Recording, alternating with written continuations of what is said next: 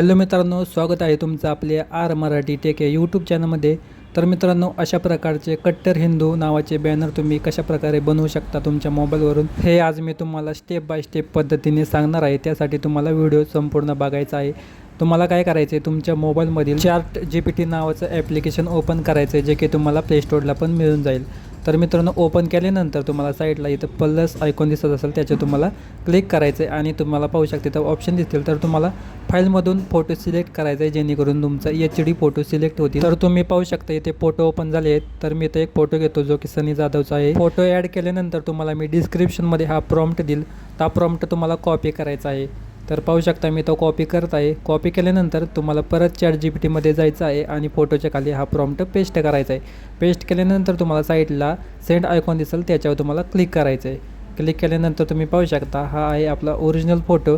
त्यानंतर आपण त्याखाली एक प्रॉम्प्ट टाकला। प्रॉम्प्ट टाकल्यानंतर इथे पाहू शकता आपला फोटो जनरेट होत आहे। आपल्याला फक्त काही सेकंद वाट बघायचा आहे, त्यानंतर आपला फोटो जनरेट होऊन तयार होईल। तोपर्यंत जे कोणी आपल्या चॅनलवर नवीन आले असेल तर चॅनलला आपल्या सबस्क्राईब करा आणि व्हिडिओला लाईक करा। तर पाहू शकता आपला इथं फोटो तयार झालेला आहे।